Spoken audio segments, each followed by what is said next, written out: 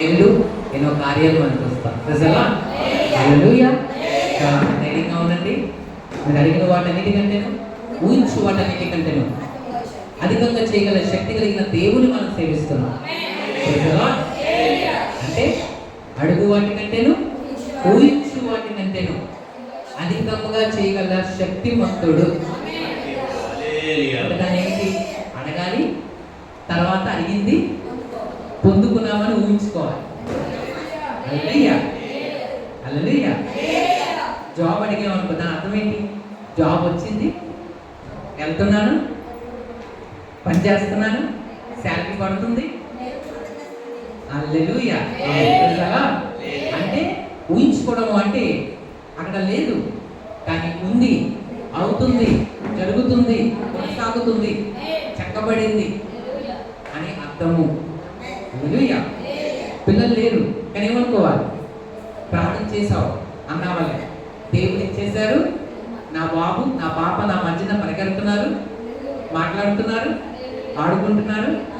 అది ఊహించుకోవడం అంటే.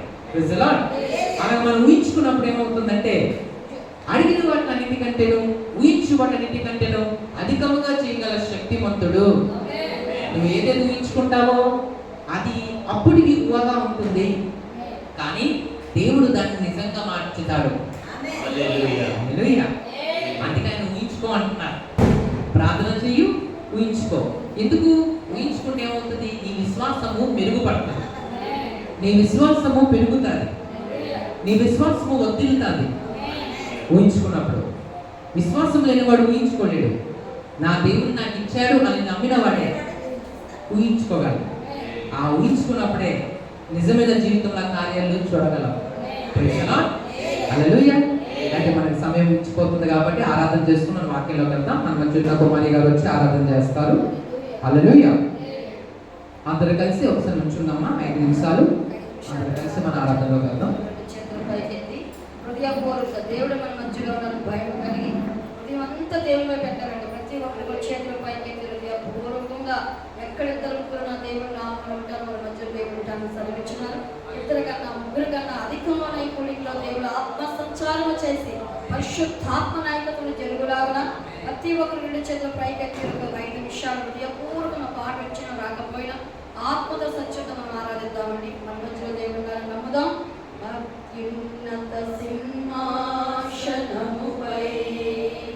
ఆసీనుడవై ఉన్న దేవా, అత్యంత ప్రేమా స్వరూపివి నీవే, ఆరాధింతును నిన్నే. హల్లెలూయా, హల్లెలూయా. 5 నిమిషాలు.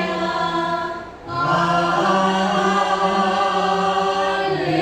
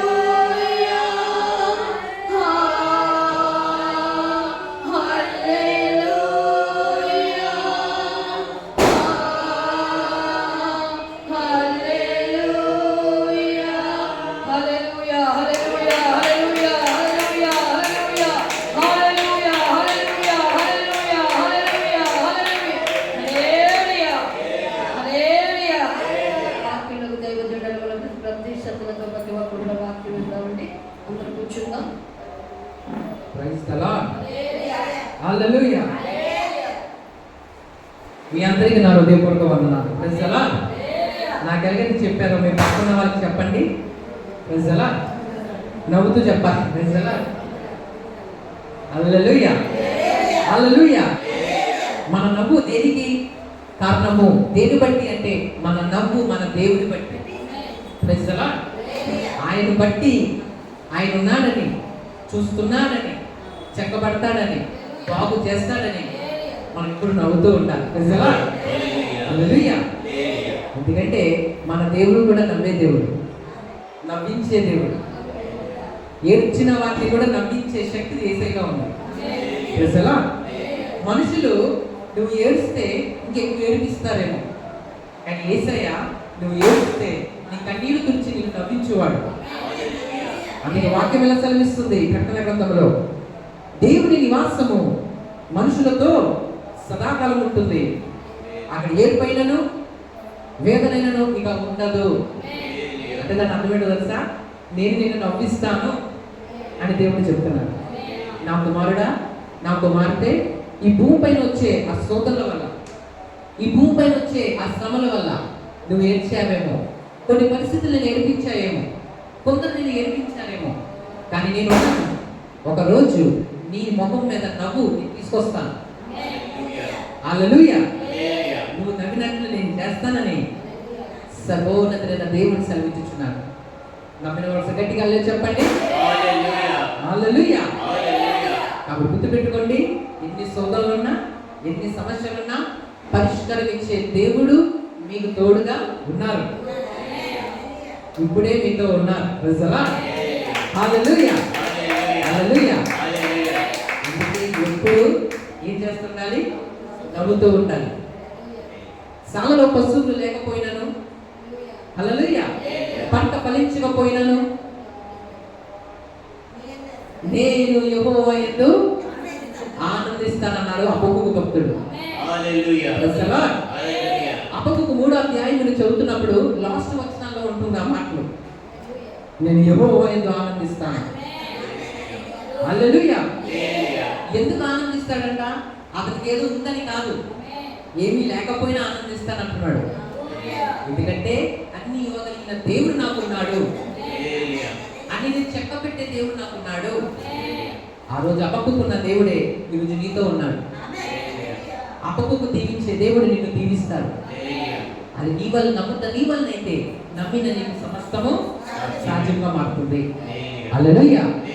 ఎందుకంటే మన దేవుడు విశ్వాసముతో కదిలే దేవుడు. అంటే మన విశ్వాసం మనలో ఉంటే ఆయన మనతో కదులుతాడు. విశ్వాసం మనం చూపించగలిగితే ఆయన కార్యం చేస్తారు.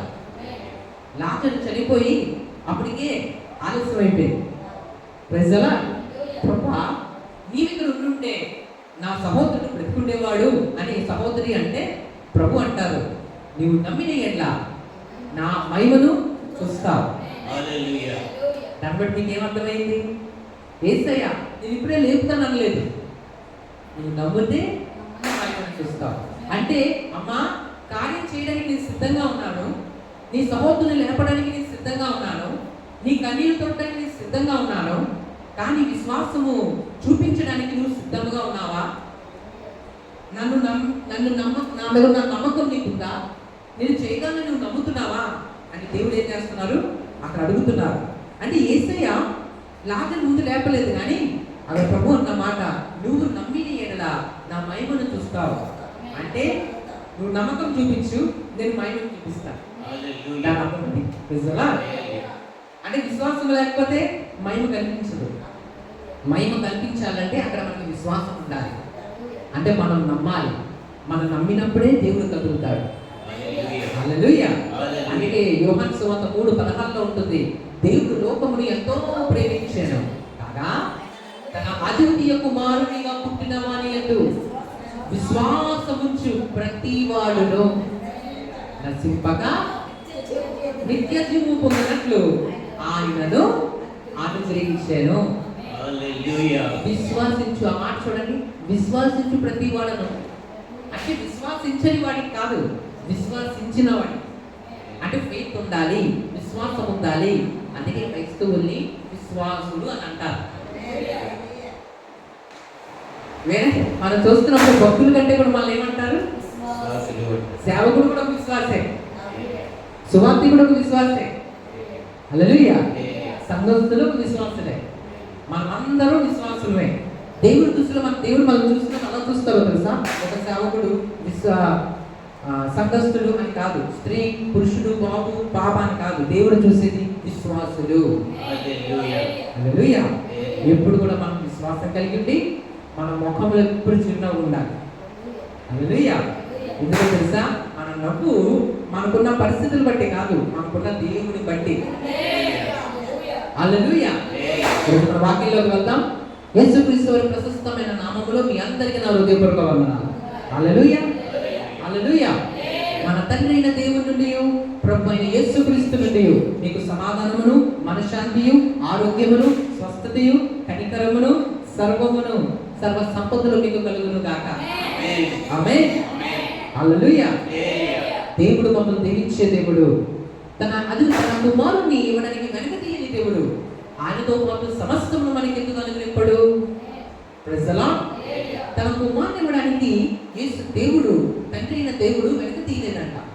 ఆయన తన చేతిని వెనక తీసుకోలేదు, ఆయన వెనక తగ్గలేదు. దేన్ని ఇవ్వడానికి? తనకి ఇష్టమైన అద్వితీయ కుమారుని ఇవ్వడానికి తండ్రి అయిన దేవుడు ఏం చేయలేదు? వెనక తీయలేదు. తన కుమారుని ఇవ్వడానికి వెనక తీయని దేవుడు ఆయనతో పాటు సమస్తమును మనకి ఎందుకు అనుగ్రహింపడు? అంటే దాని అర్థమేంటో తెలుసా? దేవుడు సమస్తాన్ని ఇవ్వడానికి, అనుగ్రహించడానికి సిద్ధంగా ఉన్నాడు. అంటే మన ప్రార్థనలు వినడానికి ఆయన సిద్ధంగా ఉన్నాడు. మన ప్రార్థనలు విని తర్వాత జవాబులు ఇవ్వడానికి సిద్ధంగా ఉన్నాడు. కానీ దేవుడు కావాల్సినంత కూడా మనలో విశ్వాసం. క్రియలు లేని విశ్వాసము మృతము. నా క్రియల చేత నీ విశ్వాసం, నా క్రియల చేత నేను క్రియలు చూపిస్తాను. ఏం చూపించు? విశ్వాసం చూపించు. ప్రజల హల్లెలూయా అని అంటాడంట. నేను క్రియలు చూపిస్తా, నువ్వేం చూపించాలి? విశ్వాసం చూపించు. కానీ సాధ్యమవుతుందా? అలాంటి విశ్వాసం దేవునికి నచ్చుతుందా? మన విశ్వాసం ఎలా ఉండాలంటే క్రియలు కలిగిన విశ్వాసమై ఉండాలి. ఒకవేళ ఆ విశ్వాసంలో క్రియలు లేకపోతే అది మృతమై ఉంటుంది. హల్లెలూయా. ఆత్మ లేని మనిషి మృతుడు అంటారు. అలాగే విశ్వాసం లేని మనిషి ఏమంటారు? క్రియలు మనిషి ఏమంటారు? మృతమైన విశ్వాసం కలిగి ఉన్నాడు. అంటే మన విశ్వాసం క్రియలతో ఉండాలి. క్రియ ఏంటి? విశ్వాసం ఏంటి? విశ్వాసం అంటే మన లోపల ప్రభువుని నమ్మేది. క్రియ ఏంటంటే బయటికి మనం నమ్మేది. అంటే దాని అర్థం ఏంటి? మన క్రియలో చూపించాలి ఆ విశ్వాసం. నేను విశ్వాసం లోపల కలిగి ఉన్నాను, కానీ బయటికి అతను చూపించలేకపోయాను అనుకోండి, నా విశ్వాసం ఏమై ఉంటుంది? మృతమై ఉంటుంది. అంటే దాని అర్థం ఏంటంటే నేను లోపల ప్రభువుని నమ్మినప్పుడు బయటికి స్తోత్రం అని చెప్పాలి, హల్లెలూయా అని చెప్పాలి, లేదా సాక్ష్యం చెప్పాలి. లేకపోతే నా మొక్కలు చిరునవ్వు ఉంటారు. ఎందుకు అంటే నా దేవుడు చేస్తాడు, నా దేవుడు జరిగిస్తాడు అని అర్థము. ప్రజలు అది ఎప్పుడు కూడా మీ విశ్వాసాన్ని మీరు కదిలిపోయేవారు. ఆ విశ్వాసమే మిమ్మల్ని నిలబెడతారు. ఆ విశ్వాసమే తునవరకు దేవుడు మిమ్మల్ని స్థిరులుగా చేస్తారు. అందుకే వాక్యం ఎలా కనిపిస్తుంది? విశ్వాసముకు కట్టును దాన్ని కొనసాగించువాడైన యేసు వైపు చూచుచు నీ ముందుంచబడిన పందేపు రంగములో ఓపికతో పరిగెత్తాలి. ఓపికతో పరిగెత్తాలంట. అంటే కొన్నిసార్లు అలసట వస్తుందని అర్థం, కొన్నిసార్లు విసుగు కూడా వస్తుందని అర్థం, కొన్నిసార్లు ఏడుపు వస్తుందని అర్థం. ప్రజల అయినా పరిగెత్తునే ఉండాలి విశ్వాస పరుగుని. అపోజిన పౌలు అంటారు, నేను మంచి పోరాటం పోరాడితిని, నా పరుగును కడముచ్చింది. విశ్వాసమును ఏం చేశారంట? కాపాడుకోవడం అంటే భద్రపరచుకోవడం. అది పోతుంది లేతే ప్రజలా, కదిలిపోతుంది లేతే దొంగిలిస్తాడు ప్రజలా. అది కాపాడుకోవాలి, దాచుకోవాలి. అది ఫెయిత్, విశ్వాసం. అందుకే మనిషి కుమారుడు వచ్చినప్పుడు ఆయన విశ్వాసం కనుక్కున్నా అని చదివాడు ఎప్పుడైనా వాక్యం ప్రజలా? ఆ వాక్యం జ్ఞాపకం ఉందా? మనిషి కుమారుడు వచ్చినప్పుడు విశ్వాసమును కనుగొనునా. హల్లెలూయా. అంటే దాని అర్థం ఏంటి? విశ్వాసమును దొంగలించే ఒక దుష్టుడు భూమిపైన ఉన్నాడు. అది కేవలం 91వ అధ్యాయంలో మాటలో ఉంటుంది. వేటగాళ్ళలో నుండి ఆయన విడిపించును, తెగులు రాకుండా నిన్ను వేటగాడు ఉరి. అంటే వేటగాడు ఉరేస్తున్నాడు ఎందుకు? నీరున్న విశ్వాసాన్ని దొంగలించడానికి. అబద్ధికుడు, మోసగాడు, దొంగ అతని పేరేంటి? అపవాదైన సాతాను. వేటగా నుడిలో నుండి ఆయన నిన్ను విడిపించును, నాశనకరమైన తెగులు రాకుండా నిన్ను రక్షించును. ఆయన తన రెక్కలతో నిన్ను కప్పును, ఆయన రెక్కల క్రింద. ఆమేన్. చాలా 91 కీర్తనలో చాలా బలం ఉంది. మీకు ఎప్పుడైనా భయం అనిపించినప్పుడు, రాత్రి పూట్ల పీడకల్లో వచ్చినా, భయంతో ఉన్న కళ్ళు వచ్చినా, మీరు లేచి దేవుని స్తుతించి ఏం చేయాలి? 91 కీర్తనని గట్టిగా చదవండి. భయం వేసినప్పుడు చాలా అద్భుతంగా పనిచేస్తారు 91 కీర్తన. Praise the lord. Hallelujah, hallelujah. లేదా ఏమని ఒక ఇంటిలోకి దిగుతున్నప్పుడు మనం ఏం పడగాలి? 91 కీర్తన చదవాలి. మరి ఎప్పుడైనా మరణ పడకల ఉన్నా, లేకపోతే ఏమైనా అనారోగ్యం వచ్చినా, మనకు ఆరోగ్యం బాగోకపోయినా ఏ కీర్తన పలకాలి? 91 కీర్తన.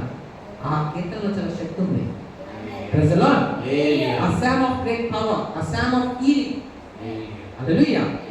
ఆ కీర్తనలో మీరు చూస్తే అంత కూడా జయము కోసం మాట్లాడబడుతుంది. నీకే అపాయం రాదు, ఏ దిగులు కూడా సమీపించడు, రాత్రి కలుగు భయమునకైను, పగటి వెలుగు బాణమునకైను, చీకటిలో సంచరించే దిగులకైను, మధ్యాహ్నం ముందు పాడు చేయు రోగమునకి భయపడకుందు.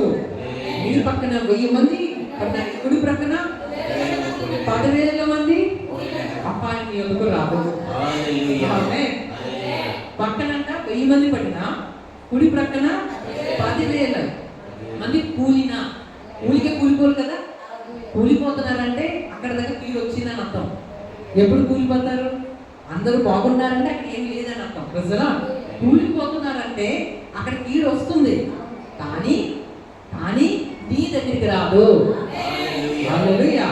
అది దేవుడు మనకి ఇస్తున్న అద్భుతమైన వాగ్దానం. నీ పక్కన అంటే నీ పక్కన నెక్స్ట్ టు ప్రజలా నీ పక్కన 1000 మంది పడినా, అంటే 1000 మంది పడిపోయారు. ఏదో దెబ్బ తగిలి, ఏదో బాధ వచ్చి, ఏదో అనారోగ్యం వచ్చి, ఏదో తెగులు వచ్చి పడిపోయారు. ప్రజలా నీ కుడి పక్కన 10,000 మంది కూలిపోయినా అపాయమా నీ ఎందుకు రాదు. ప్రజలా నువ్వు అనుకోవచ్చు, ప్రభా నా పక్కింటోడికి శ్రమ వచ్చింది, నా ఇరుటింటోడికి శ్రమ వచ్చింది, నా వెనకింటోడికి శ్రమ వచ్చింది, నాకు వస్తుందేమో. ప్రభు అంటున్నారు, నో, నీ ఎందుకు రాదు. ఎందుకంటే నువ్వు నా యందు విశ్వసించావు. ఎందుకు నీకు రాదో తెలుసా? నీవు మహోన్నతుడైన దేవుడు నీకు నివాస స్థలముగా. నివాస స్థలం అంటే దాని కిందకు ఉన్నావు, ఆశ్రయం తీసుకున్నావు, దానికి అపాయం నీ ఎదుగు రాదు, ఏ దిగులు నీ గుడారమును సమీపించదు. నీవు చూస్తుండగా భక్తులకు ప్రతిఫలం కలుగుతుంది. అతను నన్ను ప్రేమించుచున్నాడు కనుక నేను అతన్ని తప్పించేదను, అతను నా నామం ఎరిగిన వాడు కనుక నేను అతన్ని గణపరిచేదను.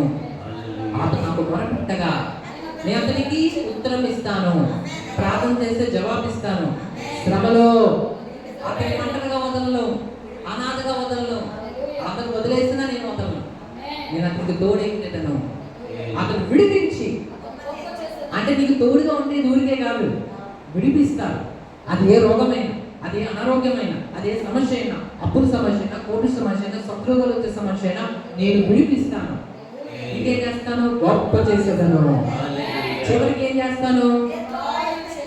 దీర్ఘాయుష్యుడు అతన్ని తృప్తిపరిచేదను, నా రక్షణ అతనికి చూపిస్తా. అంటే నేను ఎవరినో చూపిస్తా, నా శక్తితో చూపిస్తా, నేను ఏం చేయగలను నిరూపిస్తా, నాకు నేను నిరూపించుకుంటా. ఎందుకంటే అతను నా యందు విశ్వసించాడు. ఇవన్నీ జరగాలంటే ముందు మన మీద, దేవుడి మీద మనకి ఏముండాలి? కదిలిపోని విశ్వాసం అనుకుండాలి. అందుకే కదా యోగు భక్తుడు అన్ని కోల్పోయినా చివరికి ఒక మాట అన్నాడు, నేను శోధించబడిన తర్వాత సువర్ణంగా మారుతానన్నాడు. కదా అప్పటికే ఏమైపోయింది? సర్వం కోల్పోయాడు. అంటే దాని అర్థం ఏంటి? ఆస్తులని పోయాయి, పిల్లలు చనిపోయారు, చివరికి అతను ఆరోగ్యం అతని విడిచిపెట్టి వెళ్ళిపోయింది. యోగు అంత జీరో అయిపోయావు, నీ పరిస్థితికి ఏమవుతుందంటే యోగు అంటారు, అన్ని కోల్పోయినా నేను ఒకటి కోల్పోలేదు. అదేదో తెలుసా? ఫెయిత్, విశ్వాసం కోల్పోలేదు. హల్లెలూయా. ఆ విశ్వాసంతోనే అన్ని సంపాదించుకున్నాడు. మరి అతను దేవుని మీద విశ్వాసం కోల్పోకూడదు. హల్లెలూయా. ఆరోగ్యం బాగోపోయినా, సమస్యలు వచ్చి ఎక్కువ అవుతున్నా, సోకలు నీ మీదకి వస్తున్నా, పరీక్ష గుండా వెళ్తున్నా, నీ విశ్వాసం ఎప్పుడు దేవుని మీద ఉన్న విశ్వాసం కోల్పోకూడదు. ఎందుకో తెలుసా? ఆ విశ్వాసమే నువ్వు కోల్పోయినవని నీకు తిరిగి తీసుకొస్తుంది. విశ్వాసమే చనిపోయిన రాజుని తిరిగి బ్రతికి తీసుకొచ్చింది. విశ్వాసమే కదా యేసుక్రీస్తు వారి ముందుకు వచ్చినప్పుడు అనేక మందికి స్వస్థత ఇచ్చింది. ప్రభు ఏమంటారు?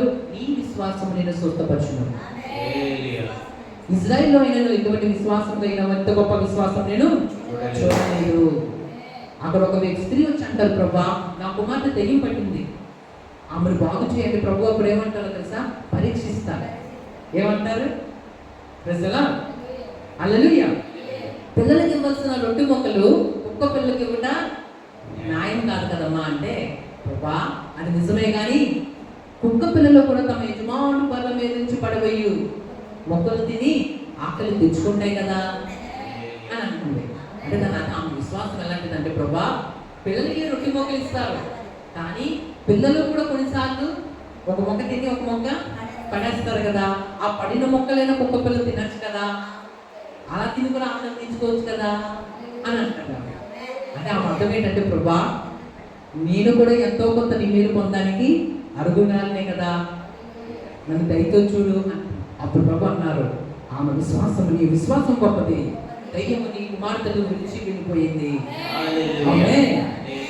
మన విశ్వాసము మనకి జయమిస్తుంది, మన విశ్వాసము మనల్ని నిలబెడుతుంది, మన విశ్వాసం మనను బాగు చేస్తుంది. అందుకే ఎప్పుడు కూడా విశ్వాసాన్ని ఏం చేయకూడదు? కోల్పోకూడదు. మన ఆరోగ్యం కోల్పోయినా, మన కలిగినవి కోల్పోయినా, మన స్నేహితులు మనం కోల్పోయినా, క్రీస్తున్న ఈ విశ్వాసాన్ని మనం ఎప్పుడు కోల్పోకూడదు. ఆ విశ్వాసమే దేవునికి దగ్గర చేస్తుంది. ఆ విశ్వాసమే మనని కోల్పోయినవన్నీ తిరిగి రప్పిస్తుంది. ప్రజలా అందుకే విశ్వాసము లేకుండా దేవునికి శ్రేయుడా అసాధ్యము. విశ్వాసం ఎలా ఉండాలంటే బలమైన విశ్వాసం ఉండాలి. దాని అర్థం ఏంటి? దాంట్లో బలం కనిపించాలి. అంటే దాని అర్థం ఏంటంటే కదిలిపోకూడదు, ఆ విశ్వాసం ఊగిపోకూడదు. సాతాను దాన్ని కదిలించడానికి వస్తాడు, ఊపడానికి వస్తాడు. ప్రజలా విశ్వాసం ఎలా ఉండాలంటే యోగులా ఉండాలి. ఎలా ఉండాలండి? అన్ని కలిగి ఉన్నప్పుడు అందరూ విశ్వసిస్తాం, కానీ అన్ని కోల్పోయినప్పుడు విశ్వసించే యోగు అలా ఉండాలి. ప్రజలా అంటే విశ్వాసము క్రియల్లో ఉండాలి. అనగా ఆ విశ్వాసాన్ని యోగు నోటి మాటతో చూపించాడు. అన్నాడు, నేను శోధించబడిన తర్వాత సువర్ణంగా మాడతా. అంటే విశ్వాసమే కదా. శోధించబడుతున్న తర్వాత ఏం మాడతాడంట? సువర్ణంగా మాడతా. అంటే సువర్ణంగా మారలేదు, కానీ మారుతా అనే నిరీక్షణ ఉన్నాడు, మారుతా అన్న నమ్మకం ఉంది. విశ్వాసం దేవుడు నన్ను మార్చుతాడు, ఎలాగా? సువర్ణంగా అని అన్నాడు. ప్రజలా మనం కూడా అలాంటి విశ్వాసం కలిగి ఉన్నప్పుడు ఏమవుతుందో తెలుసా? యోగి ఏ నమ్మకం మీద కలిగి ఉన్నాడో ఆ నమ్మకాన్ని బట్టే అతను గొప్పవాడయ్యాడు. ప్రజలా మీరు గుర్తుపెట్టుకోండి, మన జీవితంలో మనకి ధనం లేకపోయినా, మనం ఏమి సంపాదించుకోకపోయినా, మనలో విశ్వాసం మాత్రం సంపాదించుకోవాలి. అది ఉచితంగానే వస్తుంది. వచ్చిన దాన్ని గట్టిగా నీ కలిగిన దాన్ని గట్టిగా పట్టుకున్నాము. ఎవరినో నీ కలిగిన దాన్ని అపారింపకున్నట్లు నీ కలిగిన దాన్ని గట్టిగా పట్టుకోవాలి. ప్రకటన గ్రంథంలో సంఘాలతో ప్రభు మాట్లాడతారు. నీ కలిగిన దాన్ని ఏం పట్టుకోవాలి? గట్టిగా పట్టుకున్నాము. నేను త్వరగా వచ్చుచున్నాను. నీ విశ్వాసం గట్టిగా పట్టుకో. నీ కలిగిన దాన్నంట ఎవరు అపహరింపకున్నట్లు జాగ్రత్తగా కాపాడుకోవాలి. ఏంటది? అది విశ్వాసం. దేవుని మీద ఉన్న నీకు నమ్మకం. విశ్వాసం ఏదో కాదు, నమ్మకం. అలా నమ్మినప్పుడు, విశ్వాసం కలిగినప్పుడు మన జీవితం అనేక కార్యాలు మనం చూస్తాం. 1 యోహాను గ్రంథము 1 యోహాను 2వ అధ్యాయము 20వ వచనం. 2 పేతురు గ్రంథము 2 పేతురు 2వ అధ్యాయము 20వ వచనం. వారు ప్రభువును రక్షకుడైన యేసుక్రీస్తు విషయమైన అనుభవ జ్ఞానము చేత ఈ లోక మాలిన్యాలను తప్పించుకున్న తర్వాత మరలా వాటిలో చిక్కుబడి వాటి చేత జయింపబడిన ఎట్ల వారి గర్భని స్థితి మొదటి స్థితి కంటే మరీ చెడ్డగను. అంటే ఇక్కడ ఏమని అర్థమవుతుంది మనకి? ప్రజలా వాటి సందేశం మనం ఏం నేర్చుకుంటామంటే, దేవుని వాక్యము పాపం కోసమే చెప్తుంది. హల్లెలూయా. మనిషిని అసలు దూరం చేసేది అతి పెద్ద కారణం ఏంటంటే, మానవుడు దేవునికి దూరం చేసేది ఏంటి అంటే పాపము. ఈ పాపం కోసం బైబిల్ ఏం చెప్తుంది అంటే, పాపము అనగా ఇక్కడ వాక్యం మీరు చూస్తున్నారు కదా, వారు ప్రభువును రక్షకుడైన యేసుక్రీస్తు విషయమైన అనుభవ జ్ఞానము చేత ఈ లోక మాలిన్యములను తప్పించుకున్న తర్వాత మళ్ళా వాటిలో చిక్కుపడి, అంటే దాని అర్థం ఏంటి?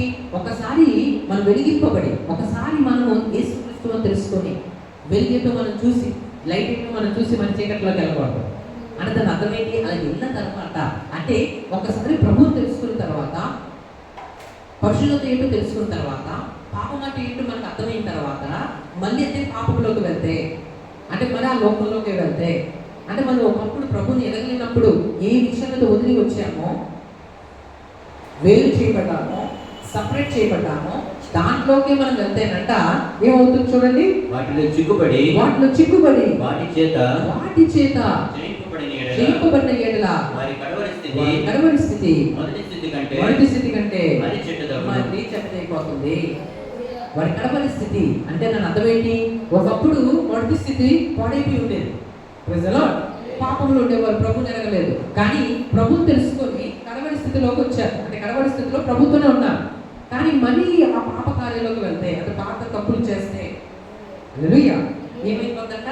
వారి కడవరి స్థితి మొదటి స్థితి కంటే చెడ్డదైపోతుంది. అంటే దాని అర్థం ఏంటి?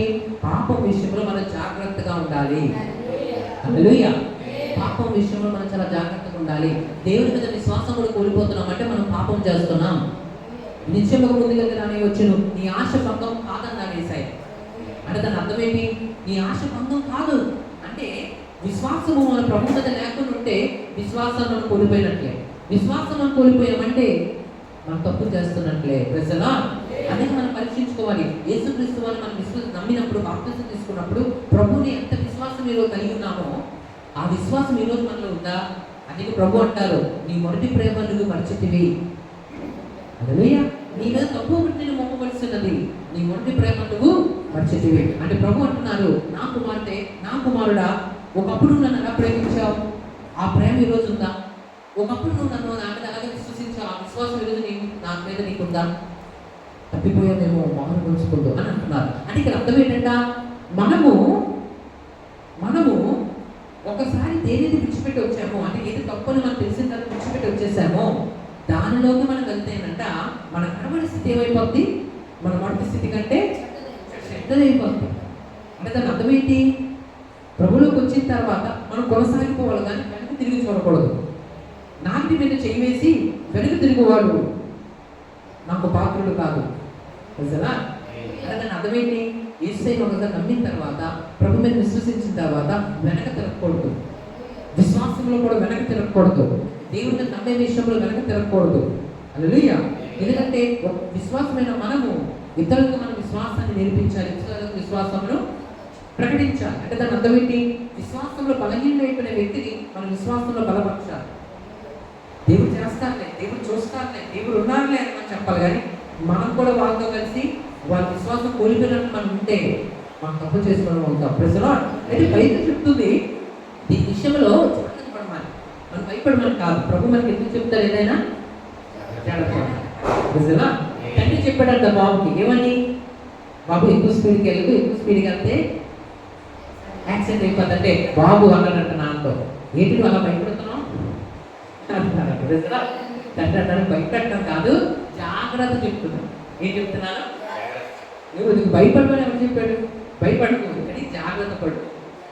నిజమే, నువ్వు స్లోగా వెళ్ళకుండా ఓవర్ స్పీడ్లో వెళ్తే యాక్సిడెంట్ అవుతుంది, మరి ప్రాణం పోవచ్చుకోండి అన్నాడు. నిజలా అంటే దేవుడు మనకు భయపెట్టడానికి కాదు చెప్పేది, గుర్తుపెట్టుకోండి, జాగ్రత్త పడతామని చెప్తారు.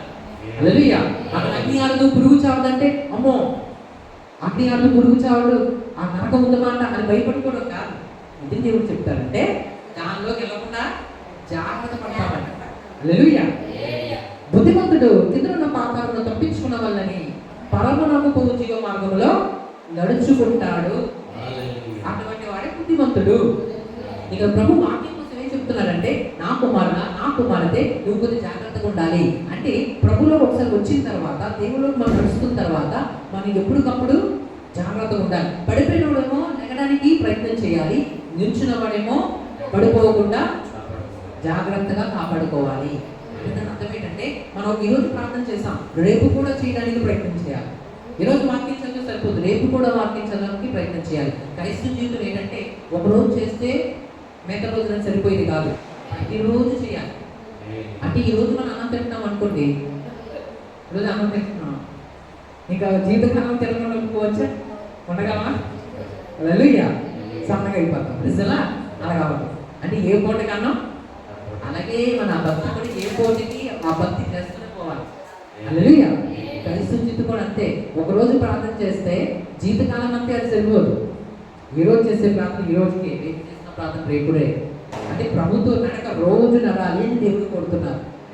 ప్రజలా హల్లెలూయా. కాబట్టి ఈరోజు మనకి ఏమర్థమైంది?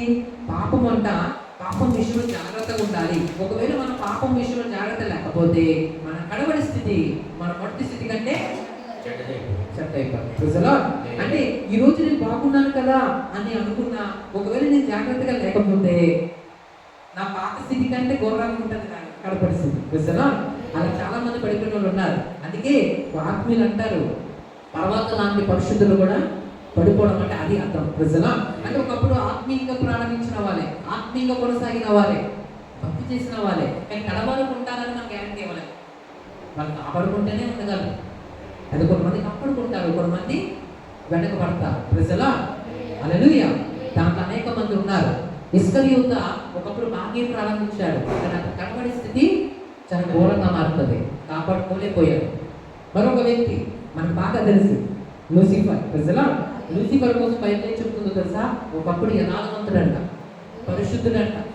మీరు నమ్ముతారా? ప్రజలా నమ్మాల్సిందే. ప్రజలా వాక్యంలోనే హెచ్కేల్ గ్రంథము, యెషయా గ్రంథం మీరు చదివితే మీకు తెలుస్తుంది. నువ్వు యథార్థవంతుడిగా ఉన్నంత వరకు అక్కడే ఉన్నా, కానీ ఎప్పుడైతే నువ్వు యథార్థతను విడిచిపెట్టావో, మీకు ఒక విషయం తెలుసా?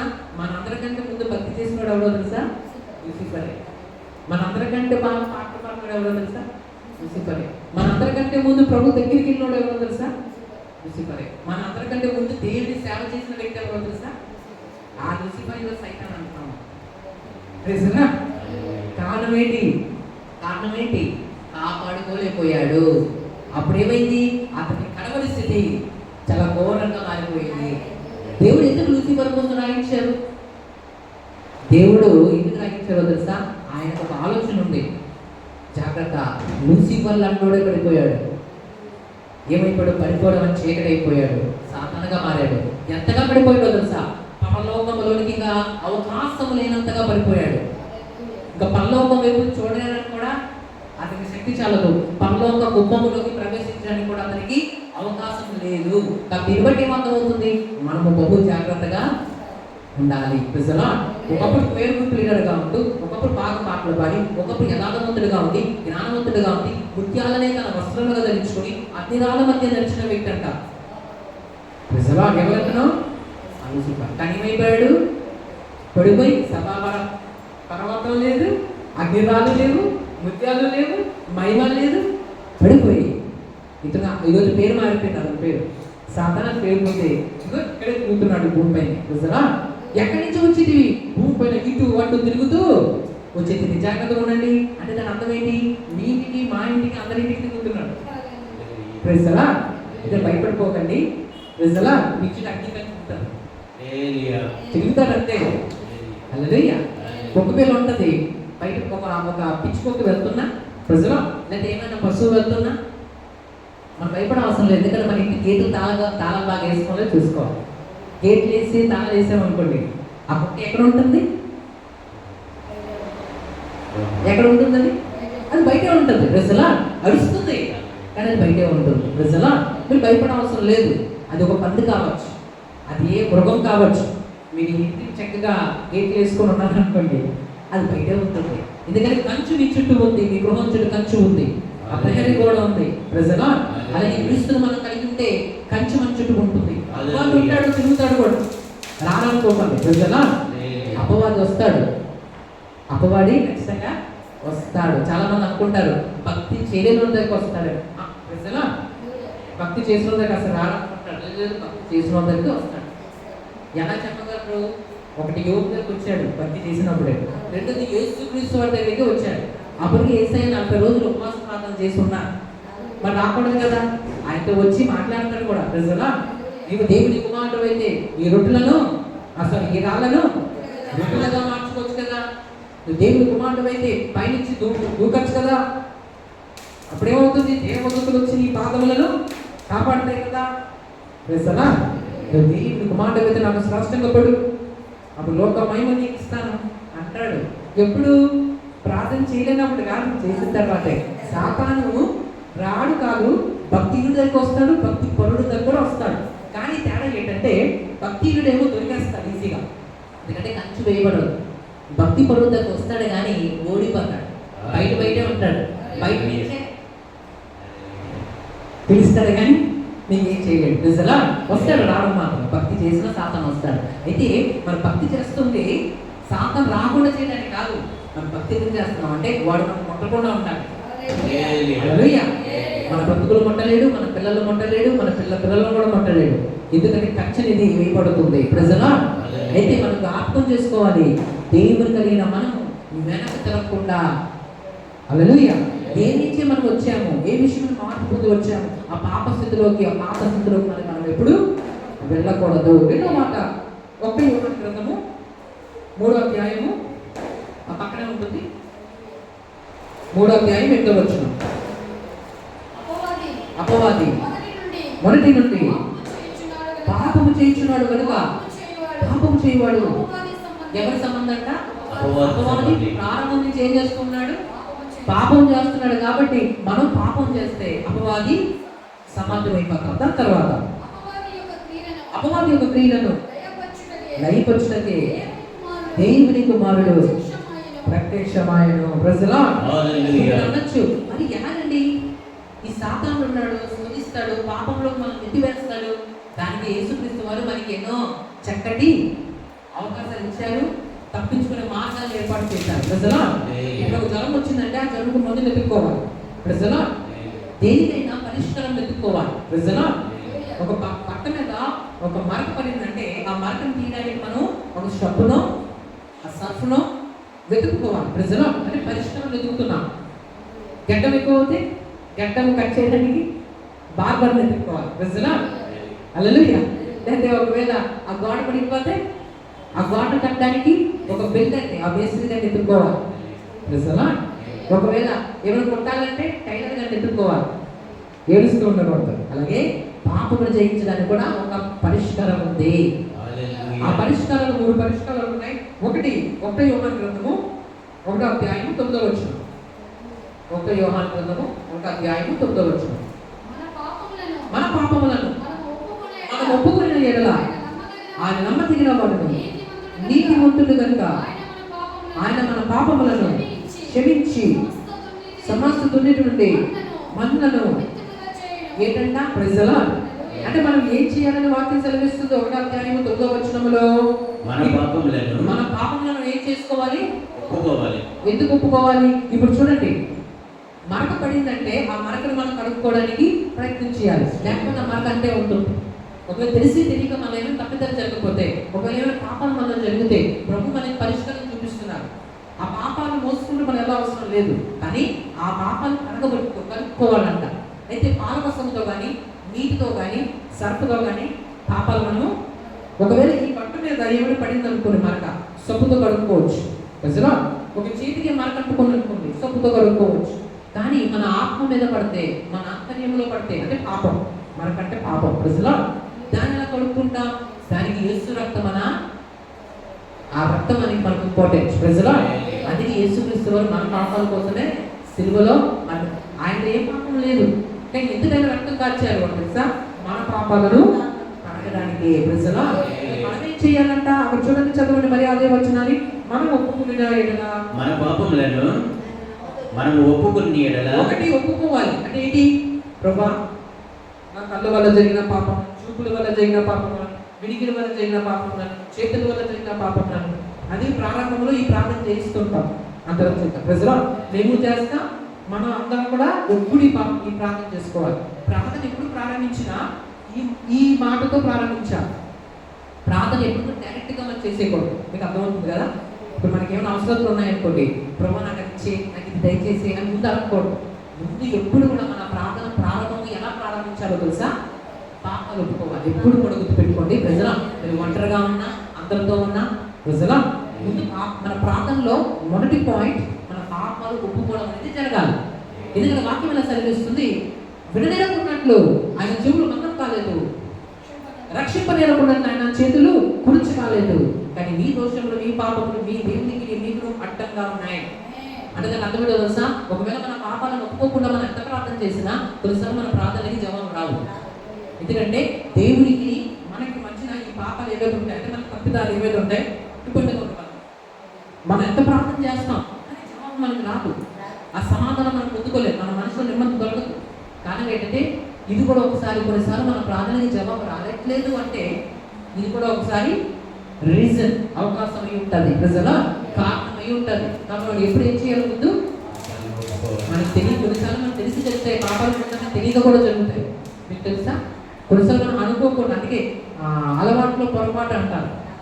అలవాట్లో పొరపాటు అంటే కొన్నిసార్లు పొరపాట్లు అలవాట్లో కూడా జరిగిపోతుంటాయి. ప్రజల మనకు తెలియకుండా కూడా జరిగిపోతుంటాయి. కాబట్టి మనకు తెలియదు కాబట్టి పాపాలు ఒప్పుకోవాలి. ప్రజల నేను ఏ పాపాలు చేశాను అనుకోకండి, మీకు గుర్తున్నా గుర్తు లేకపోయినా ఏం చేయాలి, ప్రభుత్వం. ఎందుకంటే ఒకవేళ ఏమైనా జరిగిందేమో, మీరు చేశారని కాదు, కానీ తెలిసి తెలియక కొన్నిసార్లు జరిగిపోయే అవకాశం ఉంది కదా. మనుషులు అన్న వాళ్ళు బలహీనులు.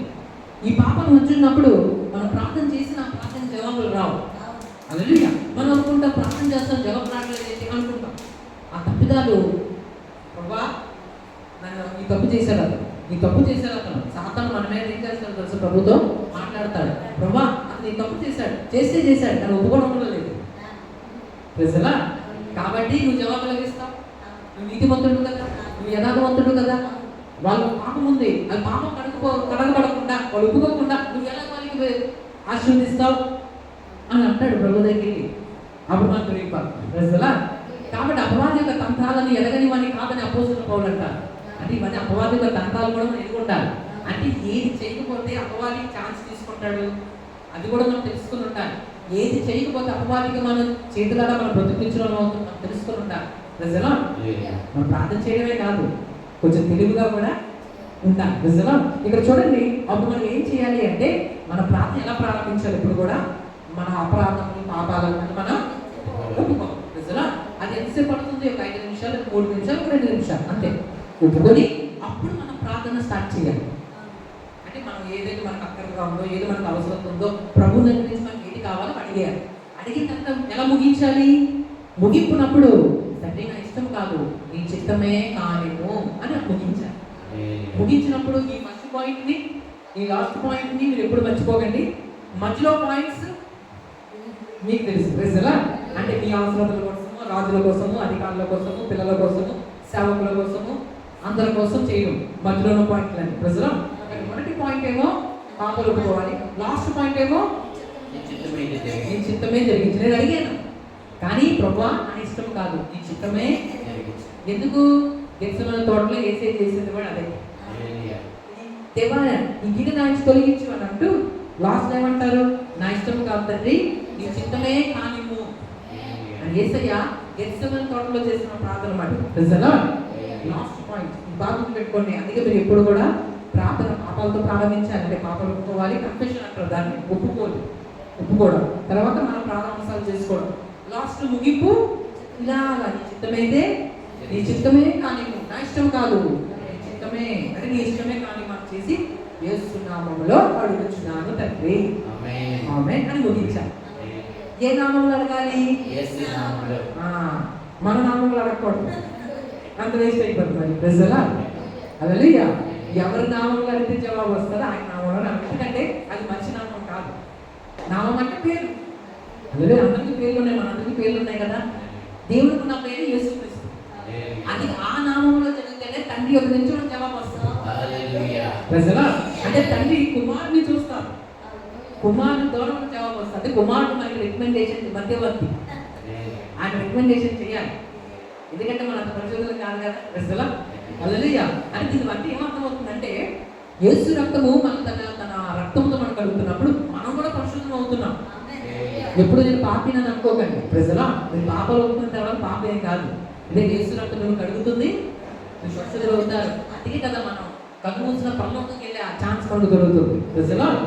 ఎప్పుడు వరకు పాపలు అంటే పాపం ఒప్పుకోలేనంత వరకే పాపి ఒక వ్యక్తి. కానీ అది యేసు నామములో పశ్చాత్తాపపడి కన్నీరుతో తన పాపాలు ఒప్పుకున్నప్పుడు, అతను యేసు రక్తాన్ని ఆశ్రయించినప్పుడు అతని పాపాలు కడగబడి పరిశుద్ధుడిగా మారుతున్నాడు. అంటే పరలోకానికి అర్హుడుగా మారుతున్నారు. ఒకటి, మన పాపాల పోవాలి అంటే ఏం చేయాలి?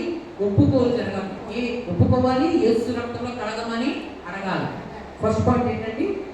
ఒప్పుకోవాలి, యేసు రక్తంలో కడగమని అడగాలి. రెండో మాట, లోక సువార్త 22వ అధ్యాయం 47వ వచనం. 47వ వచనం.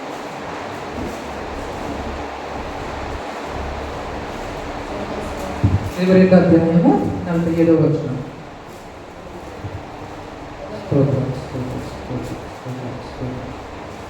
ఆయన ఇక్కడ మాట్లాడుచుండగా ఇదిగో జనులు గుంపులుగా వచ్చి, అవును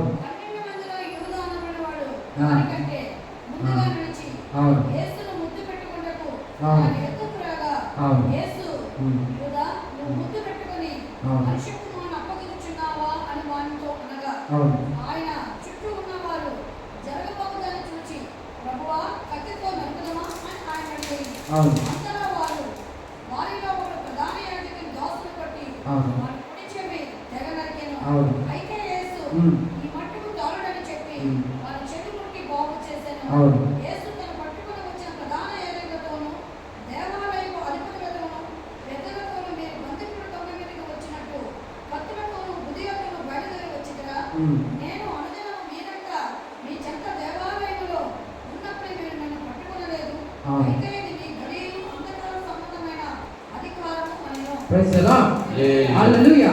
46వ వచనం చదవండి ఒకసారి. 46 కూడా. వారు దుఃఖము చేత నిద్రించుట చూసి, మీరు ఎందుకు నిద్రించుతున్నారు? సోదరులో ప్రవేశించుకున్నట్టు లేచి ప్రార్థన చేయడని వారితో చెప్పాను. ఇప్పుడు మీకు అర్థమైందా? ముందు జరిగిన మాటకి ఈ జరిగిన మాటకి మీకు ఏమర్థమైంది? ఇందాక జరిగిన మాటలో యేసుక్రీస్తు వారి మీదకి వస్తారు. పేతురు గారు ఏం చేస్తారో తెలుసా? అక్కడ పేతురు గారికి చాలా కోపం వచ్చేస్తుంది. ఎందుకు కోపం వచ్చేస్తుంది అంటే, నా యేసుని పట్టుకుంటావా, నేనున్నగా అని పేతురు గారు ఏం చేస్తారు? తొందర పడిపోతారు. ప్రభు అన్నారు 46వ వచనంలో, మీరు సోదరులు ప్రవేశించుకున్నట్లు మెలకువగా ఉండి ప్రార్థన చేయండి. హల్లెలూయా. మనము సోదరులు పడకుండా ఉండాలంటే ముందు మనలో ఏముండాలి? ప్రార్థన లేకపోతే తన సోదరులు పడిపోతాం. పాపంలో పడిపోతాం. శోధన అనేది ఫస్ట్ పాయింట్. సాతాను తీసుకొచ్చే మొదటి ఆయుధం శోధన. సాతాను ముందు మన పాపంలో తోసేడు. ముందు శోధన తీసుకొస్తారు మన మధ్యకి. ఆ శోధనలో నుంచి మనం తోసేస్తారు. దేంట్లో తెలుసా? పాపంలో. హల్లెలూయా. హల్లెలూయా. అంటే పాపం వచ్చే ముందు ఎవరు వస్తారు? శోధన.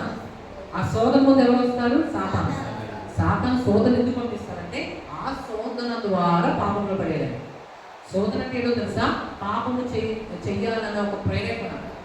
ఎప్పుడు గుర్తుపెట్టుకోండి, ఈ తప్పుని తెలిసినాక చెయ్యాలని అనిపిస్తుందంటే అపవాది మనల్ని ప్రేరేపిస్తున్నాడు అని అర్థం. వల్ల పాపం చేయడానికి ప్రజలా ప్రభు అన్నారు, మీరు శోధనలో ప్రవేశించుకున్నట్లు మెలకువగా చేయండి, ప్రార్థన చేయండి. అంటే ప్రార్థన ఉండాలి మనకి. అంటే దాని అర్థం ఏంటో తెలుసా? ముందేమో మన పాపం నుంచి బయటికి పడాలంటే, ఒకటి మనం ఒప్పుకోవాలి, యేసు రక్తంలో కడగబడతాయి. రెండోదేమో భవిష్యత్తులో మనం తప్పులు జరగకుండా ఉండాలంటే ప్రార్థన మనం కంటిన్యూగా చేయాలి.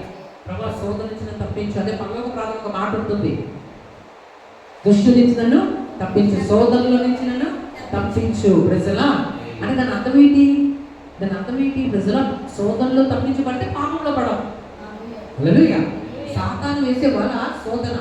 ఆ శోధనతో ఎందుకు వాళ్ళు వేస్తారంటే పాపంలో నేను పడేయడానికి. అందుకే రెండోది, మన పాపంలో పడకుండా తప్పించుకోవాలంటే మనం కంటిన్యూగా ప్రార్థన చేసుకోవాలి. ప్రభువా, నేను శోధనలో ప్రవేశించుకున్నాను, తప్పించు. అది వేసే అన్నారు, మీరు శోధనలో ప్రవేశించుకున్నట్లు మెలకువగా ఉందంటే రాత్రి నిద్రపోకుండా ఉన్నానని కాదని అది తప్పుగా అర్థం చేసుకుంటారు. అసలు మెలకువగా ఉండడం అంటే వాలంటీర్ చేయొచ్చు, కానీ రోజు చేయకూడదు. గుర్తుపెట్టుకోండి. ఉపవాస ప్రార్థన చేయమన్నాం కదా అని రోజు చేయకండి. ప్రజలా దానికి ఒక లిమిట్ ఉండాలి, దానికి ఒక క్రమం ఉండాలి. ప్రజలా అంటే దాని అర్థం ఏంటో తెలుసా? యేసుక్రీస్తు వారు 40 రోజులు చేశారు, తర్వాత జీవితం అంతా చేయలేదు, 33 సంవత్సరాలు. దాని అర్థం ఏంటి? ప్రతి దానికి ఒక టైం ఉంటుంది. అంటే ముందు నిష్ఠగా చేయాలి, అంటే ముందు మనం నిర్ణయించుకోవాలి, తీర్మానం చేసుకోవాలి, ఆ తీర్మానంలో చేసి మరి బ్రేక్ ఇవ్వాలి. నిజమా? అంటే కంటిన్యూగా చేయమని కాదు. అక్కడ మెలకుగా ఉండడం అంటే కొంతమంది అనుకుంటే రాత్రి పడుకోకుండా ఉండాలని. అలా చేయకూడదు. అలా చేస్తే ఏమవుతుంది? తలకాయ నొప్పి వచ్చేస్తుంది. నిజమా? అలా చేయకూడదు. ఏదో సంవత్సరం ఒక నెలకు ఒకసారి, వారానికి ఒకసారి పర్వాలేదు, కానీ రోజు చేయమని కాదు. అక్కడ మెలుగుగా ఉండడం అంటే దాని అర్థం ఏంటంటే అజ్ఞానుల వల్లే ఉండద్దు, అంటే వాక్యం ఎరగకుండా ఉండద్దు. ఎప్పటికప్పుడు కూడా నువ్వు వివేచన కలిగి ఉండాలి. అంటే తప్పు ఏంటి, మంచి ఏంటి మనం తెలుసుకోవాలి త్వరగా. ఇది తప్పో కాదు, తప్పుడు మంచిగా అనుకోకూడదు, మంచిగా తప్పు అనుకోకూడదు. ప్రజల ఈ విషయంలో మనం ఎప్పటికప్పుడు వివేకంగా ఉండాలి. హల్లెలూయా. వస్తుంది తాడా పామ తెలుసుకుని ఉంటాను.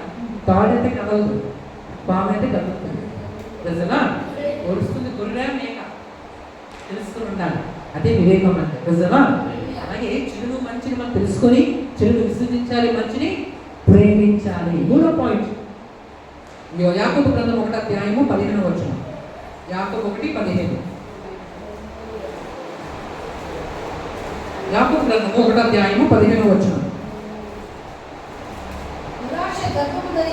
దురాశ గర్భము ధరించి పాపము కలగా పాపము పరిపక్వమై మరణము కలిగిన చాలండి. ఇక్కడ మీరు అర్థం చేసుకోండి. మూడవది మనం ఏం చేయాలి అంటే జ్ఞాపకం పెట్టుకోవాలి, జ్ఞాపకం ఉంచుకోవాలి. ఏబీసీ చదివాను ఉదాహరణకి, జ్ఞాపకం ఉంచుకోలేదు అనుకోండి, రేపుగా ఏబీసీలు మనకు రావు. నిజలా? అర్థమవుతుంది కదా మీకు? ఈరోజు అమ్మ మనకు వంట రాకపోతే అమ్మ వంట నేర్పించాలనుకోండి వండడం, మనం ఏం చేసుకోవాలి? జ్ఞాపకం పెట్టుకోవాలి. మరి రేపు వచ్చి అమ్మ వంట నేర్పించు, ఈరోజు అమ్మ వంట నేర్పించు, 10 రోజులు అమ్మ వంట నేర్పించి అమ్మ ఏం చేస్తారు? కరపట్టుకుంటారు. నిజలా? నీకు ఎన్నిసార్లు చెప్పాలి? ఒకసారి చెప్పినప్పుడు గుర్తుపెట్టుకోవా? హల్లెలూయా. అంటే జ్ఞాపకం పెట్టుకోవాలి. నిజమా? 3 గుర్తుపెట్టుకోండి, జ్ఞాపకం పెట్టుకొని జాగ్రత్త కలిగి ఉండాలి. అదే 15వ వచనంలో ఇక్కడ రాయి యాకోబు గ్రంథం 1:15 దురాశ గర్భము ధరించి పాపమును కలగా పాపము పరిపక్వమై మరణమును కలుగును. అంటే పాపము వల్ల మరణం వస్తుంది అని జ్ఞాపకం పెట్టుకోవాలి. అప్పుడు పాపం చేయు, భయం వేస్తుంది. హల్లెలూయా.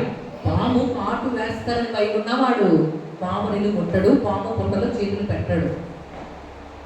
పాము పుట్టలో చేతులు పెట్టాడు అంటే పాము కాటు వేస్తారని భయం మనకి లేదు. పాపం చేస్తున్నాడంటే మరణం వస్తుందని భయం మనకి లేదు అని అర్థం. అంటే దేవుడు అంటున్నారు జ్ఞాపకం పెట్టుకో. ఏమని పెట్టుకో? పాపం చేస్తే సరిపోదు, పాపం చేసినప్పుడు తీగా ఉంటుంది, చక్కగా ఉంటుంది, బాగుంటుంది, హ్యాపీగా ఉంటుంది, కానీ దాని తర్వాత మరణాన్ని కూడా పొందుకోవాలి అనే విషయం నీకు జ్ఞాపకం ఉంటే, అమ్మో పాపం చేస్తే తీగా ఉన్నాను కదా, చేదైపోతుంది అన్న ఆలోచన నీకు వస్తుంది. ప్రభు అంటున్నారు పాపం తప్పించుకోవాలంటే మూడు కారణాలు ఉన్నాయి, 3 అద్భుతమైన విషయాలు ఉన్నాయి. ఒకటేమో మన పాపాలను ఒప్పుకోవాలి, వాటిని కడగమని యేసు రక్తంలో కడగాలి. రెండోది ఏం చేయాలి? ప్రజల ప్రార్థన చేయాలి. ప్రభా నేను సోదరులు పడిపోకుండా, అంటే పాపంలో పడిపోకుండా నన్ను కాపాడు. ముందే చేసుకోవాలి. అప్పుడు రేపు వచ్చే అపరాధం, రేపు జరిగే తప్పులను పడిపోకుండా ఉంటా. ప్రజల నీకు ఇష్టమైనది ఏదైనా నాలో జరిగిపోకుండా నన్ను రక్షించు. ఏమో నీకు తెలియకుండా నేనేమి చేస్తానేమో, నీకు విరోధమైన నేను చేస్తానేమో అని ప్రార్థన చేసుకోవాలి. రెండోది. మూడోది ఏంటండి? మూడోది జ్ఞాపకం పెట్టుకోవాలి. ఏం పెట్టుకోవాలి జ్ఞాపకం? అమ్మో పాపం చేస్తే మరణం వస్తుంది, లెక్క పెట్టాలి. డబ్బులు ఖర్చు పెట్టి సులువు కాదు, నాన్నది ప్రజల నాన్న లెక్క అవుతారని భయం ఉండాలి. అప్పుడు జాగ్రత్తగా ఉంటాను. చదవకుండా తిరిగితే గొప్ప కాదు, తన 0 వస్తారని భయం ఉండాలి. ప్రజల మీకు అర్థమవుతుందా? ఎలా పడితే అలా తింటే సరిపోదు, తినిన తర్వాత అనారోగ్యం వస్తుందని భయం ఉంటే జాగ్రత్తగా ఉంటాం. బండి స్పీడ్గా నడిపితే గొప్పగా ఫీల్ అవ్వకూడదు, ఎందుకంటే దాని తర్వాత యాక్సిడెంట్ అవుతుందని భయం ఉండాలి. అంటే ప్రతిదానికి భయం అనేది ఉన్నప్పుడు జాగ్రత్త పడతాం. టీచర్కేమో స్టూడెంట్కేమో టీచర్ భయం ఉంటే ఆ స్టూడెంట్ భక్తిగా చదువుకుంటాడు. బిడ్డకేమో అమ్మా నాన్న భయం ఉంటే భక్తిగా ఉంటాడు. భక్తుడికేమో దేవుడు భయం ఉండాలి. మనకి ఎవరు భయం ఉండాలి? దేవుడు అంటున్నాడు జాగ్రత్తగా ఉండు. ఎందుకు? జ్ఞాపకం చేసుకో. పాపము వల్ల మరణం వస్తుంది. మరణం అంటే అనుకోకండి ఈ భౌతిక మరణం కాదు. ఈ భౌతిక మరణం ఎలాగ అందరికీ వస్తుంది. రెండో మరణం ఉంది కింద, పాతాళం అని అర్థం. పాపము అదే పాపానికి బలం ఉంది. ఒక అయస్కాంతము ఒక మ్యాగ్నెట్ ఒక ఆల్పిని అంటే ఒక మేకును లాగినట్లు పాతాళము పాపంలో నుంచి ఆత్మను లాగేస్తుంది. కాబట్టి మనం ఏం చేయాలని ఇప్పుడు తప్పించుకోవాలంటే భయం కలిగి ఉండాలంటే నేను పాపం చేస్తే రెండో మరణాన్ని ఎదుర్కోవాలి అన్న భయం మనకు ఉండాలి. తెలిసి తిరిగి ఏమైనా తప్పిదప్పులు జరుగుంటే మాత్రం ఒప్పుకొని తన అతిక్రమంలో దాచిపెట్టువాడు వద్దున్నాడు, కానీ వాటిని ఒప్పుకొని విడిచిపెట్టువాడు దేవుడు కనికరము పొందుతాడు. కప్పుకున్నవాడు కాదు, ఒప్పుకున్నవాడు. ఎస్ ప్రజలా కప్పుకున్నవాడు ఏమవుతాడు? రోజు తిరుగుతాడు. కప్పుకొని పడుకున్నాడు ఏం చేస్తాడు? ఎవరో ఒకడు వచ్చి యోనా ఏం చేశారు? యోనా సముద్రం అడుగు బాగా ఏం చేశాడు? పడుకున్నాడు కదా, దాచుకున్నాడు అంతా. అయ్యిందా? హల్లెలూయా. ఎంత తాగినా వాళ్ళు వదలలేదు. నిద్రపోతూ లేవు అంటారు కదా ప్రజలా. అంటే దాని అర్థం ఏంటి? మళ్ళీ మనం కప్పుకుంటే కాదు, ఏం చేయాలి? దేవుడి ముందు ఎంత కప్పుకున్నా మనం దాచిపడలేదు. ఆయన ఒప్పుకుంటాను. అది ప్రభు అంటారు, కప్పుకునే బదులు ఒప్పుకో, క్షమిస్తాను, కనికరిస్తాను, నీ కోరి వసతి నీకు మరి అనుగ్రహిస్తాను. ప్రజలా ఈరోజు మనం ఏం తెలుసుకున్నామంటే పాపము వల్ల వచ్చే జీవితము మరణము. పాపం అనేది చాలా క్రూరమైనదే. కానీ ఒకవేళ నీ జీవితంలో ఏమైనా పాపము తెలిసి తెలియక మన జీవితంలో జరిగిపోయి ఉంటే మాత్రం అది అలా దాచుకోవద్దు, కప్పుకోకూడదు. మనం ఏం చేయాలండి? ఈ 3 విషయాలు చేయాలి. వెంటనే ప్రభు తప్పు జరిగిపోయి తెలుసో తెలియక జరిగింది, చేశాను, నేను ఒప్పుకుంటున్నాను, ఒప్పుకొని రక్తంతో కడగమని అంటాను ఫస్ట్ పాయింట్. రెండోదేమో రేపు దినాన్ని సోదరులో ప్రవేశించుకున్నాను, ఈరోజే కాపాడు. ఎందుకంటే నువ్వు కాపాడకపోతే పడిపోతానేమో అని నువ్వు ఏం చేయాలి? ప్రార్థన చేసుకోవాలి. అందుకే ప్రభు ముందే చెప్పారు శిష్యుడికి, మీరు సోదరులో ప్రవేశించుకున్నట్టు వెలుగుగా ఉండి ప్రార్థన చేయండి. మూడవది జ్ఞాపకం పెట్టుకోవాలి. ఏమని జ్ఞాపకం పెట్టుకోవాలి? మా పాపం చేస్తే దెబ్బలు పడతాయి. హల్లెలూయా. పిల్లోడికి జ్ఞాపకం ఉండాలి. ఏమని? అల్లరి చేస్తే నాన్న కర్ర పట్టుకుంటాడు. ఏం చేయాలి?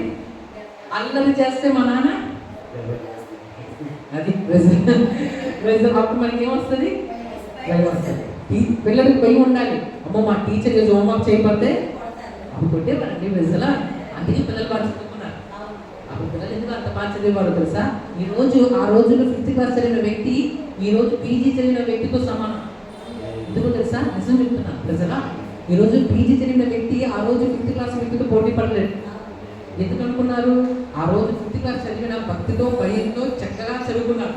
ఈరోజు గొప్ప చదువుకున్న వాళ్ళు అందరూ కాదు, కానీ కొందరు ఏదో వెళ్తా వస్తారు. తిట్టిన వాళ్ళు ఉండరు, కొట్టిన వాళ్ళు ఉండరు, గద్దించిన వాళ్ళు ఉండరు. వెళ్తాడు, కుప్పు పట్టుకొని వస్తాడు. ప్రతిదానికి ఒప్పుకి పట్టుకుంటాడు. మరి మనకి జాగ్రత్త ఉండదు. అందరు కాదు, కొందరు పిల్లలు చెప్తున్నారు ప్రజలా. కొన్ని మంచి పిల్లలు కూడా ఉన్నారు. కొన్ని పిల్లలు ఏంటంటే ఒకే కుప్పు పట్టుకొని వస్తాడు కదా. హల్లెలూయా. ఒకే కుప్పు పట్టుకొని ఒక పెన్ పట్టుకుని వస్తాడు. అన్ని సబ్జెక్ట్స్ దాన్ని రాసుకుంటారు ఖచ్చితంగా వల్ల. ప్రజలా కిచిడి తెలుసా మీకు? అన్ని కలిపి చేస్తాం కదా. మ్యాథ్స్ అక్కడే రాస్తాడు, ఇంగ్లీష్ అక్కడే రాస్తాడు. అక్కడ తర్వాత చదివితే ఏమి అర్థం కాదు. అది ఎలా ఉంటుందంటే బుడతలో ఇది గడ్డి తీసుకుని కలిపితే ఎలా ఉంటుంది? అన్ని కలుస్తూ ఉంటాయి, రాయిలు పిక్కలు అన్ని కలుస్తూ ఉంటాయి. అది ఎగ్జామ్స్ మీకు ఏం చదువుతారో వాళ్ళకే తెలియదు. ఎందుకంటే ఎక్కడ ఏం రాస్తారో వాళ్ళకి తెలియదు. ఇక్కడ మ్యాథ్స్ ఉంటుంది, ఇక్కడ ఇంగ్లీష్ ఉంటుంది, ఇక్కడ తెలుగు ఉంటుంది, పక్కన హిందీ ఉంటుంది, పక్కన సోషల్ రాస్తాడు. కలిపి రాస్తారు. అంటే అయోమయంగా రాస్తాడు. ఏదో రాస్తానని పేరు రాస్తాడు, ఏదో టీచర్ చూపించాలని రాస్తారు. అలా కూడా ఎప్పుడు కలపడు. ఎందుకంటే ఎగ్జామ్ సమయానికి వాళ్ళ నోట్స్ ఉండవు, చదువుకోవడానికి మ్యాటర్ ఉండదు. ప్రజలా దీన్ని బట్టి మనకి ఏమర్థమైంది? లోకంలో జాగ్రత్త ఉండాలి. ప్రజలా అంటే భయము ఒక వ్యక్తిని సన్మార్గంలో నడిపిస్తుంది. అమ్మో హోంవర్క్ చేయకపోతే మా టీచర్ కొడతారేమో అని భయం ఉంటే ఆ రోజు టీచర్స్ ఏం చేసేవాళ్ళు? ఎక్కడో నిలబెట్టడం, బెత్తం పట్టుకొని చేతుల మీద కత్తి పెట్టడం, కొట్టడం, ఖండించడం. తల్లిదండ్రులేమో సార్ మంచి పని చేశారు, మీరు ఇంటికి వస్తే చదవడు, వీడికి మీరు బుద్ధి చెప్పండి, మా మాట ఏంటో. అందులో ఆ రోజు అంత పెద్దలు ఉండేవారు. అందుకే 5th క్లాస్ చదివినా పర్ఫెక్ట్గా చదివేవారు ఆ రోజున్న మన తాతలు. కానీ ఈరోజు కొట్టినోడు లేడు, తిట్టినోడు లేదు. టీచర్ ఏమనంటే మన టీచర్ మీద పైన ఉంటారు, మీరు ఎంతగా కొట్టారండి అని. ప్రజలా కొన్ని దగ్గర అలా జరుగుతుంది. ప్రజలు ఎక్కడ నా జీవితంలో నేను చూశాను. పాప టీచర్స్ భయం వేస్తుంది. ఏమో ఇది ఏమనంటే మనం ఏమంటారేమో, వాడికి ఇంకేమవుతుంది భయం ఉండదు. చదువుతాను చదువుతాడు, పేరుకి పీజీ చదువుతాడు, డిగ్రీలు చేస్తాడు, డాక్టర్ కూడా అవుతాడు.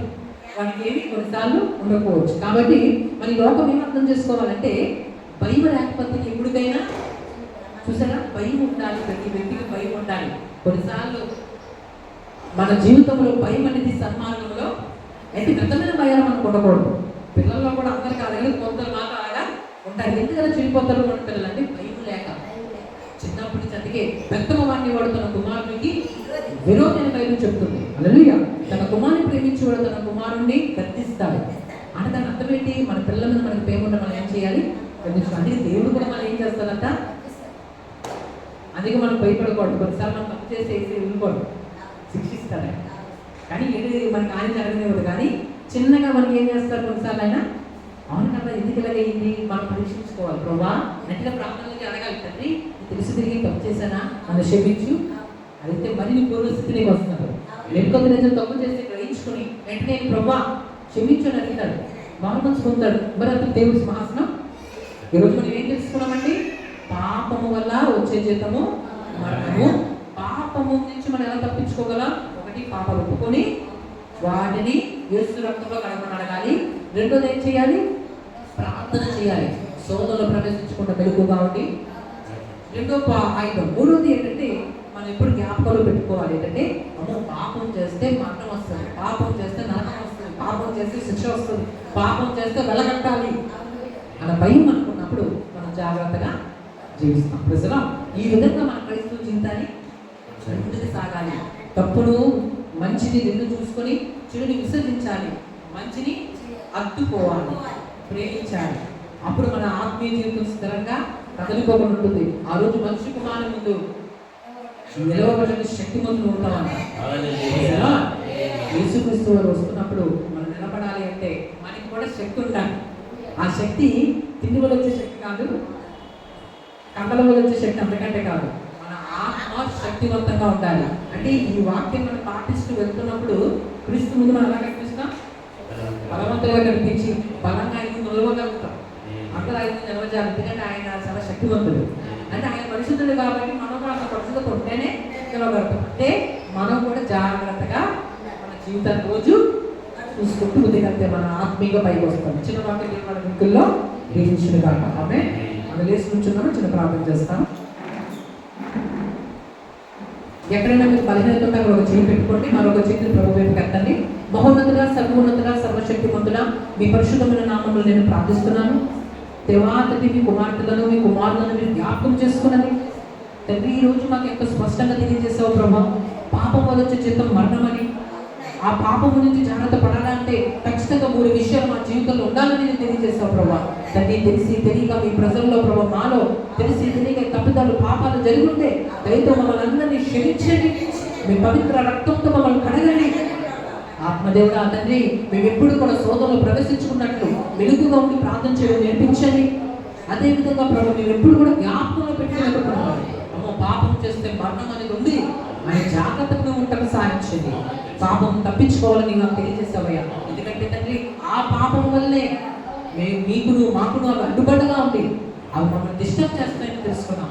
తండ్రి మీ ప్రజల్ని దర్శించుము, దీవించుము. విన్న వాక్యమును దేవుని రీతిగా వాళ్ళు ఫలింపచేయండి. తండ్రి వారు ఎక్కడైతే చేతులు పెట్టారో ప్రభా అనారోగ్యమైన స్థలాల్లో తండ్రి నీవు వారిని చూస్తూ ఉన్నావు. నీ గాయపరస్థాలు చేత వారిని స్వస్థపరచమని ప్రార్థిస్తున్నాను. నజరేయుడైన యేసు క్రీస్తు వారి నామములో తల మొదలుకుని నడి పాదాల వరకు ఉన్న ప్రతి బలహీనత యేసు నామములో విడిచిపోమని ఆజ్ఞాపిస్తున్నాను. వారి దేహంలో ఉండడానికి నీకు వీల్లేదు. నీ పేరు ఏదైనా, అది బీపీ అయినా, షుగర్ అయినా, థైరాయిడ్ అయినా, అది శరీరంలో ఎటువంటి బలహీనత అయినా, ఎముకల్లో ఉన్న సమస్య అయినా, నరాల్లో ఉన్న సమస్య అయినా, తలలో ఉన్న సమస్య అయినా, ఎముకల్లో ఉన్న సమస్య అయినా, చేతి కాళ్ళలో ఉన్న సమస్య అయినా, గుండె లివర్లో ఉన్న, కిడ్నీలో ఉన్న సమస్య అయినా, అది ఏ సమస్య అయినా దాని పేరు ఏదైనా నజరేయుడైన యేసు క్రీస్తు వారి నామములో ఇప్పుడు దేవుని ప్రజలు విడిచిపెట్టుకోమని ఆజ్ఞాపిస్తున్నాను. ఇప్పుడు యేసు నామములో విడిచిపోమని ఆజ్ఞాపిస్తున్నాను. యేసు నామములో సంపూర్ణ స్వస్థత మీ దేహాలకు ఇప్పుడే కడుగులుగా. యేసు నామములో సంపూర్ణ స్వస్థత పొంది మీరు సాక్ష్యం ఇచ్చుదురుగా, మీరు బాగుపడుతురుగా. తండ్రి మీరు బలపరచుము, దీవించుము. మీరు కలిగిన అక్కర్లను తీర్చండి తండ్రి. వీరిని, వీరి పిల్లల్ని, వీరి కుటుంబాలను దర్శించండి. వాళ్ళ రక్షణ వారందరికీ రక్షణ ఇవ్వండి. వారి అక్కర్లను తీర్చండి. బాబా మీ ప్రజలు ఎటువంటి కొద్దులతో, ఎటువంటి సమస్యలతో వచ్చారో, వారి ఉద్యోగులు ఎటువంటి బాధ ఉందో, ఎటువంటి సమస్య ఉందో నువ్వు చూస్తున్నావు, ఎరిగి ఉన్నావు. తండ్రి వారి కష్టాలని నీవే సరి చేయండి దేవా, వారిని బాగు చేయండి తండ్రి. వారి అక్కలని మీరు తెచ్చి వారి పిల్లల్ని పిల్లల్ని దీవించి వారి కష్టాజీతం దీవించండి. అది అనిల్ పాలు, డాక్టర్స్ పాలు, రోగాల పాలు, మోసగాల పాలు, దోచుకున్న వారి పాలు అయిపోకుండా వారి కష్టపడిన కష్టాజీతం వారి పిల్లలు అనుభవిస్తారు. కృపనివ్వండి తండ్రి. వారి చుట్టూ, వారి కుటుంబాల చుట్టూ, వారి గృహాల చుట్టూ మీ అగ్ని కంచి వేసి కాపాడండి. సోదరుల నుంచి తప్పించండి, దుష్టుల నుంచి తప్పించండి, రాబోయే ప్రమాదాల నుంచి తప్పించండి తండ్రి. మీ పిల్లలు ప్రయాణం చేస్తున్న రోడ్డు మార్గములలో వారిని కాపాడడానికి మీ దేవదూతలకు మీరు ఆజ్ఞాపించండి. మీ చేతులు వారికి తోడుగా ఉంచండి. వారి సరిహద్దులో సమాధానం ఇవ్వండి, నెమ్మది దయచేయండి. వారు ఏ ప్రయత్నం చేస్తున్నా ఆ ప్రయత్నంలో మీ చిత్త ప్రకారం ఫలము దయచేయండి. వారి అభివృద్ధి చూస్తూ సహాయం చేయండి దేవ. వారి కుటుంబాలను దీవించు, వారి పిల్లలను దీవించు. వారు చేసిన ఉద్యోగాలను, పనులు ఏదైనా వారిని బ్లెస్ చేయమని ప్రార్థిస్తున్నాను. మీ పిల్లల యొక్క చదువులో వారికి జ్ఞానం ఇవ్వండి. మీ పిల్లల యొక్క పిల్లల్ని దీవించుము. వారి జ్ఞానమును, బుద్ధిని, వివేకాన్ని తెలివిని దయచేయండి. మంచి ఉన్నత స్థానం సంపాదించుకునేవారు, గొప్ప ఉన్నత స్థానం ఎదిగి ముందుకు సాగే కృప మీ పిల్లలకి దయచేయండి. మీ ప్రజలను దీవించుము, ఆశీర్వదించుము, బలపరచమని వేడుకుంటూ వారి శరీరంతో బలహీనత ఉన్న ఇప్పుడే మీ పరిశుద్ధ నామముల వారిని స్వస్థపరచమని ప్రార్థిస్తున్నాను. యేసు నామములో అడుగుచున్నాను మా తండ్రి, ఆమేన్, ఆమేన్. ఒకసారి గట్టిగా యేసయ్యకి హల్లెలూయా చెప్పండి. హల్లెలూయా, హల్లెలూయా. ఒక చెయ్యి మీ తల మీద పెట్టండి, మరొక చెయ్యి పరలోకం వైపు పెట్టండి. ఆశీర్వాద ప్రార్థన. మన తండ్రి అయిన దేవుని ప్రేమయు, కుమారుడైన యేసుక్రీస్తు వారి యొక్క కృపయు, పరిశుద్ధాత్మ దేవుని యొక్క అన్యోన్య సహవాసము మన అందరికీ ప్రపంచవ్యాప్తముల దేవుని యొక్క సంఘమంతములను సదాకాలము తోడై నడిపించునుగాక. ఆమేన్. రెండు చేతుల పైలోకం వైపు వెళ్తాం. పరలోక ప్రార్థన. పరలోకమందున మా తండ్రి, మీ నామం పరిశుద్ధపరచబడును గాక, మీ రాజ్యము వచ్చును గాక, మీ చిత్తం పరలోకమందు నెరవేరును, భూమి యందు మా యందు నెరవేరును గాక. మా అందిన ఆహారము నేడు మాకు దయచేయండి. మా రుణస్తులను మేము క్షమిస్తున్నట్లు మా రుణాలను మీరు క్షమించుము. మమ్మల్ని శోధనలోకి తేక దుష్టులను తప్పించుము. ఎందుకంటే రాజ్యము, బలము, శక్తి సమస్తము నిరంతరం ఇదైనది మా తండ్రి. ఆమేన్. నా ప్రాణమా యెహోవాను స్తుతించుము, నా తలగమున సమస్తమా ఆయన పరిశుద్ధ నామమును స్తుతించుము. నా ప్రాణమా యేసునే స్తుతించుము, ఆయన చేసిన ఉపకారములలో దేనిని మర్చిపోకుము. ఆమేన్. హల్లెలూయా, హల్లెలూయా. నా వైపు రెండు చేతులు చాచండి, మేము రెండు చేతులు చేస్తాం. యేసు నామములో మీరు దీవించబడతారు గాక. యేసు నామములో మీ అక్కడని తీర్పును గాక. యేసు నామములో మీ పిల్లలు దీవించబడతారు గాక. మీరు పైకి వచ్చుదురు గాక. మీకు మంచి ఆరోగ్యం కలుగును గాక. మీరు సుఖ సౌఖ్యంలో తొందరు గాక. మీ అక్కడని తీర్పును గాక. మీరు ఆర్థికంగా పైకి వచ్చుదురు గాక. ఆత్మీయంగా పైకి వచ్చుదురు గాక. మనశ్శాంతితో నింపబడుతురు గాక. మీలో దుఃఖమంతా సమాప్తమైపోను గాక. సదాకాలము దేవునితో ఉందురు గాక. ఆమేన్. కృపాక్షేమములు వెంట వచ్చింది, వెంట వచ్చింది, వెంట వచ్చింది. దేవుడు దీవించిన గాక. Amen. God bless you, God bless you, God bless you. అందరికీ దేవుడు దీవించు. God bless you, God bless you.